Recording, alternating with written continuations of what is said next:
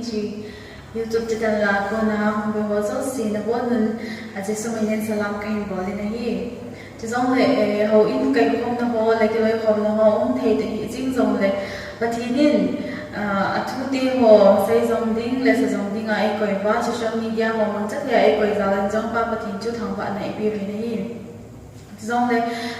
thu ni ít phải không điều lệ cái thứ không này mình công thì bà trang cái hiện thành chú hi lệ Deuteronomy bông gỗ trang sẽ ghi ai in thu bị ai được nó xong của mình tàu na này đi về tàu na mang đi về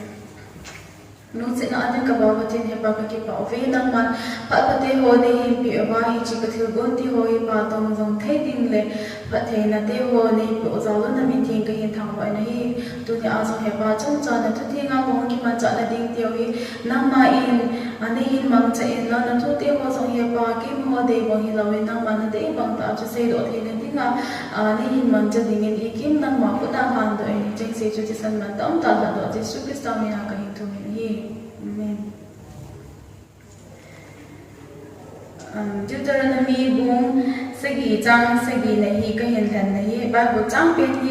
ka than pe ni ka hin sim do ma sange hi chi a background ti ham bung segi hi nyaw ka hin sai no men hi chi hi Deuteronomy bung segi hi Israel te Egypt ma ko na pathin hin a hin pui to a so changa ko na a hin pui to a kon tam ta a hin pui to a zo nga hi gam tiap gam atu tingkun celuba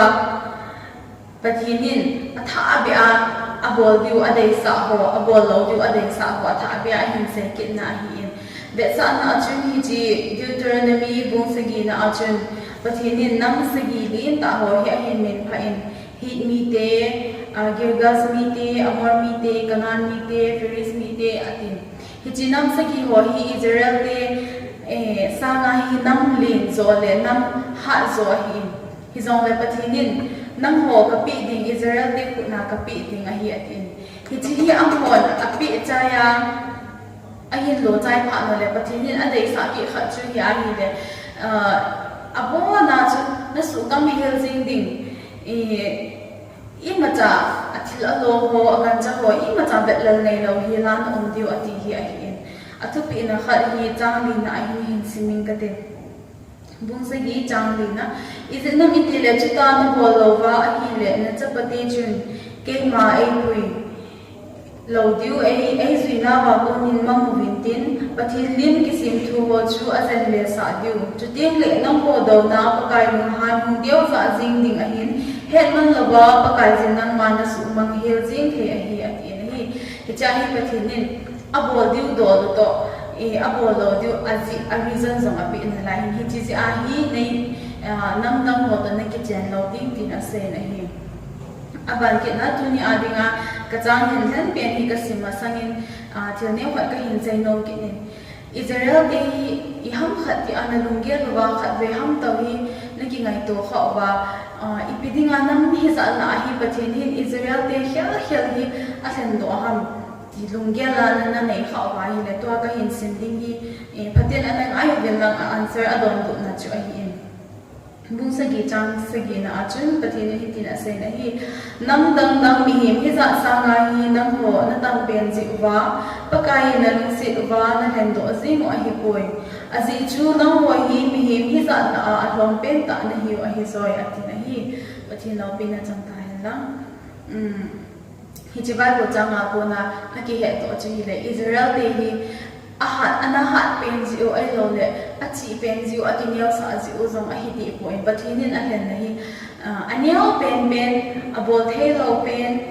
mi long pen te ahat lo pen te hi ja chu pathinin alung si ja ana hen zo a hi in hi chi ja zong hi pathin hi lung si ting pathin ti a ana ki sai ji na ji zong hi a hi tu Israel te din mun isai to hi chilai hen do a hi naw isai naw hi tu lai khana e ho to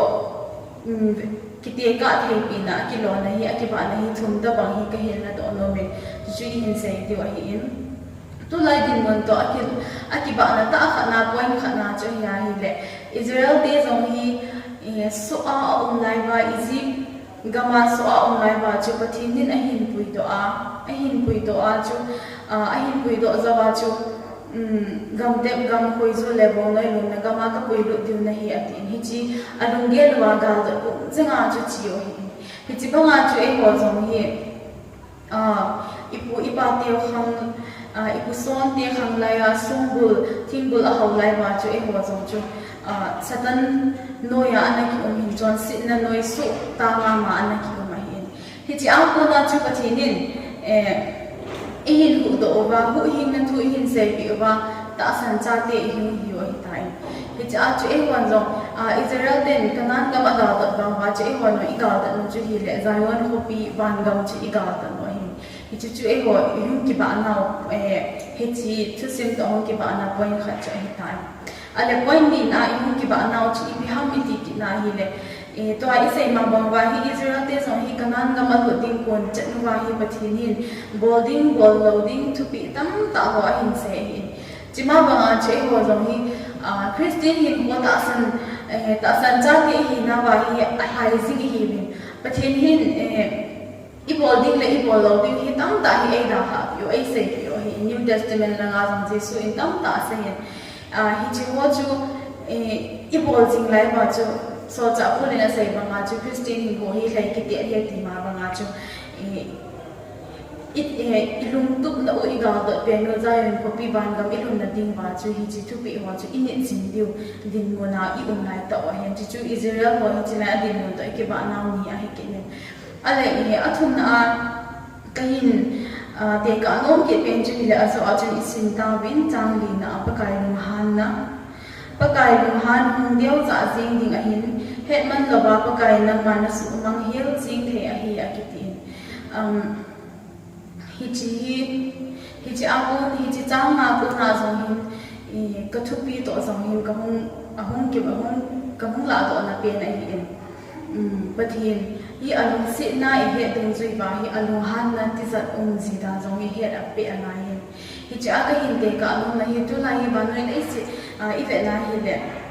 e so ke vin hi chi COVID-19 ji a hi ha bo ya bo hi ta vin a hi le hin pakai lung han na amon ji a hi ti a hi thu hi ham ti hi a hi mo nge ti wang chu ka sei ngam che kon a si chu thim gao ka hi po in sei hil ni zong ka ki chai a hi wanga chu le si bi hin si ma asunga a hin the zo si zong hin si ma athil sip la amalim la me la asim athil sip zo si chunga thu nei dinga a hin sim him te hi ti a ani a athi jing hi chena na apul wa athi jing hi pathin hi hello wa nai sai lo dinga hi aman anok ma hi le chu hui hi thing hen ti jing hen hi lo la hi chena na hi mang jing hen ati le mang jing di i dam jing du ai wa nga pathin hi ta chu abol lo chu abo lawa asai lawa ai thu so hi azi hi bang te ding a hi azi hi bang chu pathin hi akipa si he ti bang chu ti ngam a hi po alung hai lo si zong ti zong hi mai the hi azi chu pathin hi alung lung han pha la hin go na hi a te ji ti hi ka sai do no men ve sa na ding a hin Bible mama David to sim leng David to sim ma ko nin ke hin da do no ki ne hi leng David hi Bible la chu ipiti ki se yamati a hi pathin lung he thim pa a ki ti in khatna Samuel na ma chu pathin lung he thim pa athil a bol di wa zo si zong pathin dong kong ko ma bol jing pa hi khat ve hi pathin lung han na to hai Betseba to a chon si chi a chun pathin lung han na chu ma chu in he cha a chun na than thim gao pa mang cha in pathinin a thu a he sa in pathin lung han na chu che a chu ma chu a cha pa ding chu a tha te ding a hi pathinin he sa na hin pi hi tai hi cha hi da me chu ngai da ma ki thu ma ki si a ta ba nga chu pathinin ka ngai da me dang ba na thi ta lo ding hi a hi ba na cha pa hi wang a thi te ding a hi ti thu a hin pi in da bi zong chun ka cha pa hi ki hu do khale a ti in an molim taw na amakin a ka min a khu ti ba chu pathin chun a ngai dang ti lo a hi chon sit man chu tho tho a hi pathin to ki ron jing ni a hi ba ma chu ala chu chu a khat na hi ta in ani na ki na chu ni le deng da bit ma hin khana Samuel bung som ni le di ajun in moment hi le Israel te mi za no hi simding in thu api in hi ti chun pathin anu hang sa ya kiti in ale Israel te mi hi ti a simding census la di chu ipz a pathin chu long hang ai de o akiti a hi le Exodus bung som chang som le ni ajun akimo ina Exodus bung som chang som le ni aju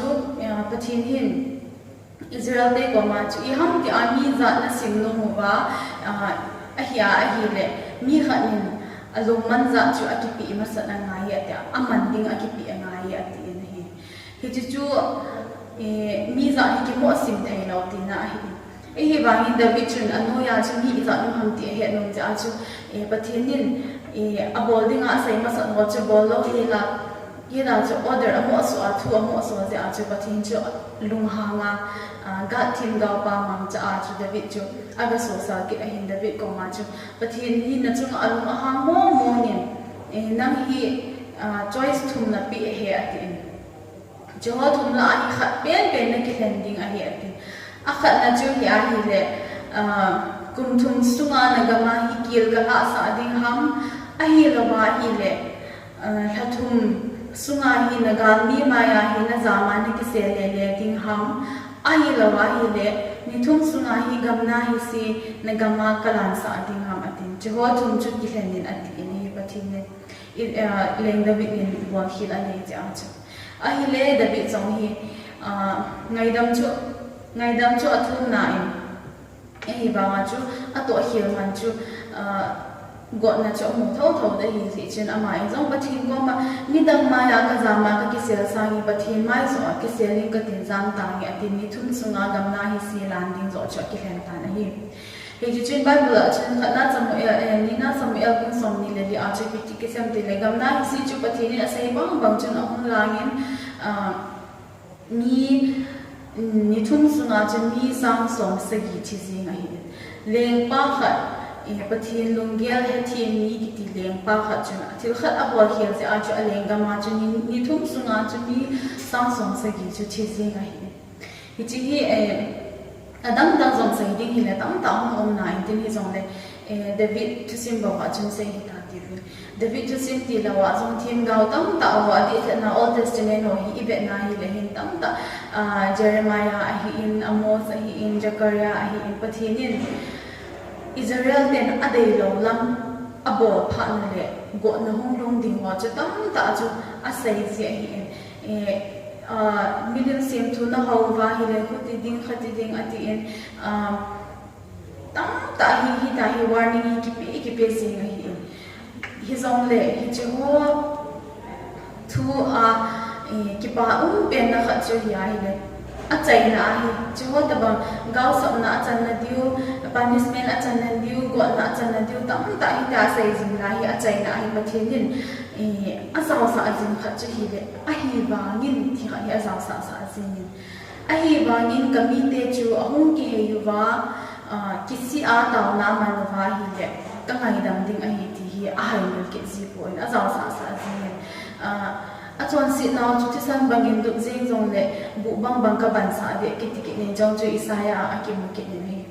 hi tia go na hi asai jing lai chu hi ba ni hong ki ti pha le hin u turn ti la ta bang a hi in we sa na chu ho jong mori a che hi bin nam lo ma thil chuan i chi jing no ene nam lo ma thil ki so ho chu China thil ho chu a hoin a color zong a hoi thin a design zong a tha so in Vietnam no me a hi ba ni iti pha le chun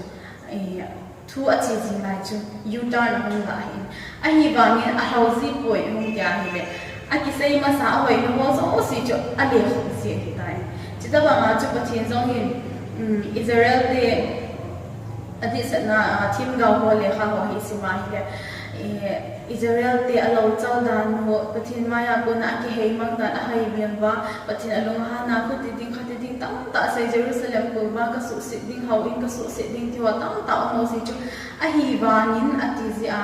chance a hi e ki pe jing na la ho na ngai dam na a hong ki le wa he ka ngai dam ding ti chu jing na la hi chi tu pha na he ko ni chi chu ikila pha no hi a hi ba ma chu ka te sa pen chu ya hi le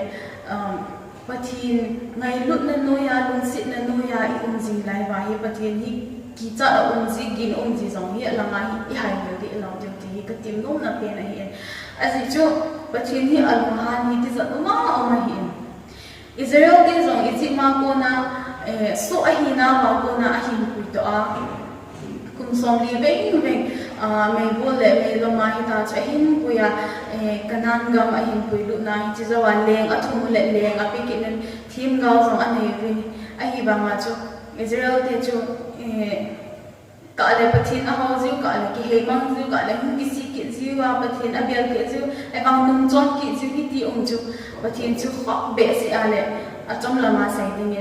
en so a ko na hin pu do teu chu so ve be a anu pi lu ki nen anu han pha chun Babylon te ko na pe do in kum song sagi jen so ta ni na on 70 years of captivity tin zong ai ki sai ni hi ta bang pathin chu in lo hi pathin hi I hau lai ji ba zong hi holding dan hi I ti sai de ham a step ni na omen ti hi ka hin sai do no men ama sa pe na chu pathin hi pathin holding dan hi mun li group li in ka hin ho kyan do no men hi ama sa a chu hi le pathin hin thu pi hi anai ji in a thu pi na hi anai jai ji pha le ani na a chen ipc a thu pi na chu ki zui ding ham ti zong hi a reason zong hai te ni pi ki ji ve izo a Deuteronomy bung se gi chang li na I sim do ma bang ba chen hi cha zong hi is it nami ti le chu ta na bol lo wa a hi le na chapate chen ke ma ai zui na wa konin pui ma mo bin ti pathin lim ki sim tu ho chu a jan le sa ti wa hi ati azi zong azi api na ho hi le ayin mo na nun ding hi lo ilung gil ta pathin thu in nom ji ule angai ji le apoi mo ji a thu in na dil ji wa hi a reason ai pi ki ji wa hi chule athum na ki chu hi a hi le hi chi athu pi in chai zo wa azi ho zong a bo na in na dil ji zong hi chai nun wa hi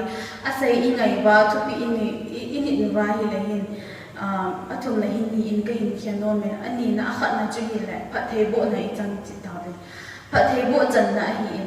a hi ba nga chu athu pi zong hi nu wa I pi a I su di zong hi nu wa a hi ba nga I zui di lo wa hi le chen go na hi on ki na thum na hi go na ki ti pha le to leng the big example pi bang wa chu ngai dam chang zong le hin chon sit man chu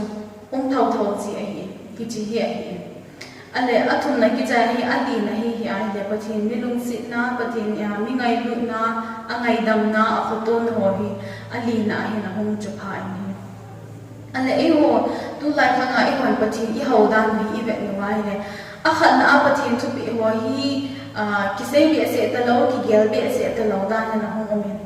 ani na hi ipc a pathin thu ka ngai ding ham ti zong hi gel chil lo Christian kha hi na a chi ki mo ngai ta bang kha on ke tan athum na pha thei bu na itiu hi I ngai nen ti lo a hi ji hin pha thei bu na lang hi I ha sei thing ki no ve ale pathin lung han na athu I ngai lo ala pathin go na pathin lung han na to kha hi agim nei ji dan hi I ha sei ki be se ta ko ve Old Testament langa ho hi hi ai le ali na section na hi pathin mi lung sit na adim ngai lu na adim mi ngai dam thim lung hang wa alo lung hang so lo ti it is em ai wa ding a chu ngai nu ta thila hi je chen thu pi sei du I ngai u zon ai hi chi lai fort stage ti de ham hi cha hin ha umili mo ve na hi chi I boi na kha hi etin ka sai no me na hi azi chu pathin athu ngai dinga e pi thu pi ho I ni na wa I zui lo wa a hi a hi le ipiti chu athu ngai ji a phathei bo na I chan na ho pathin lu sit na chi I mu thei diu ham ti chu question khat e ho le e ho in ki don bu ding wa ka hin koi do no cha hi ji chu pathin hi mi ni nei bong wa hi mi khat nu wa hi pathin ngai lu na pathin lu sit na pathin chu ngai lu na adim lo le ngai dam I thu ma hi le e ngai dam pe ji ti I mu bang wa hi lam kha na zong hi pathin chu athu I ni lo wa hi le a cha te hi jing zong le David a hen chung pe hi jing zong le a ngai dam di lo cho atho sa tho tho cho isei ma bang ma chu gamna hi si alan sa chi zong le achapa zong atha ki tho tho hi da bang ma chu ki cha da le lu si thim da ko thin ho hi hi ti hi avela ka hin ta lam nom zong hi indin zong le ka sei ke nom na ben chu hi le tu lai khang hi event na wa hi le he so ke ma bang ben hi chi coronavirus hi gimnei ta na hi inisia iki man cha da no hi asu kha so ke hi tai India sunga be tinga zong hi state song ni le ko omen state song ni le ko la hi availo state stay on ta ko e ai ba ma chi India pum pya chi event na wa hi le not is hi them kha hi avei be ase lo la ina hum bang ha e not is ti ta la mi Manipur di hi ibang phao ven trong khát lại chúng khát lên nhiều hông omin kỳ trạng này là đi một bên dòng lẽ cái gen đam mê thì cái giá kiện này là gian như là chúng khát là hông kiện này thì thu dòng cái giá kiện này thì bằng mà chúng gam đông tổ tế thì ngã chúng kỳ trạng ông bé sẽ lo ấy gam đông ngã chúng cái building làm mua ấy lo lại cái building mai tiêu dòng positive ông một tí tập bằng hiện tại ấy bằng ấy họ chú ý lệ họ thì lom lom đi ông này phải state khát là mi khát bảo thì chúng avang phá lại ông này lại rồi ai ba ma hi chi zong hi ka sei no ben chu hi le azo ai sim do i pathi ni Israel de chu i chi ana hen do ha i nam le na hi si o a hi po in anio ben a hi si o le a chinga thim a hlom si o a ha lo ben a hi si a hen ma wa chu e ho tu a Manipur ati a hi ti ta bang wa zong hi e ho i thep na ba ngo hi la wa hi na pathi na i ha na ba ngo i bo thei ba ngo hi na i sai lo hi pathi nin e lung sit now i hat mo na he no ba o hi chi Manipur hi lo le ai la hospital la ki tup la nei po in facilities la ki tup ta on po in sum le bai la nei po in na hi mu lut bang le chang ha ki veng zong lo du a hi anam neo pen te hi ati je a zong chu vem bi na i nei mo song hi mai ki hi chi e ho hin Israel te banga hi ki le sa pi ai lo le ki ho hi nam hem chung ka hi te ai ki le sa pi bai le chu ichi hi la diu pathin lung han na itu na diu hi nai lam cha hi chi hiao chu hi zi te hi rong le tua hoi bi na i chan ho zong hi e ho la khat le ni ham pathin lung lai na ta ni o mai lo le ta na ha ta na om si bang zong hi kit mai the hi Old Testament la nga chu be sa na chu Joseph zong chu pathin lung lai na mi ana hi ze a chu pathin lung ato ze a chu pathin ni phat thei a ko in Potiphar in sum chu how to zine khang to zine zo se zanin ana ki ti cho mi khat ba ma hi mi tam ta hi phat thei bo na chang thei ti zo hi mo ve ni chi za chu ho Manipur ho hi ti ai serious be se lo na ho zo hi khat le ni in pathin lung ana to za zo hi mai the hi chi e ho in kilet sa pi na ki thang ha pi na e lo le free ta in duty na ai po tu hi phat cha hi in to ai Israel de Deuteronomy bung se ki ai sei ma ma chu Israel te alu ding kon kanan kam alu ding kon cha na pathinin bolding tam ta sei pi phat lai ka ta bang chu hi igal do mu chu wan gam hi chi igal do ba Christina thakau lama thai ki te jing lai wa hi ki se ru na the tam ta ong hin ki le sa na thei zong tam ta hi pathinin aneu pen hi ji wa aina tun do na ho zong hi he them lo wa hi ki le sa pi na ina nei zong lam pi tam ta hum chu a ko nai ki ben do a pathin nu han a ko nai ki ben do na dinga chu ta na to ha to a tho ding ngai dam ko zong hi ikisi ta ta la wa le pathin ko ma zong hi ngai dam thum lo mai a ji chu so zong hi pathin nu han na chu kha the hi pathin lu han na hi pitam alung sit dan ami ngai dam thim na he dong ho hen alung han ki cha na zidan ki na zidan chile pathin hi alung han ta mi ga sa ma hi ya hi le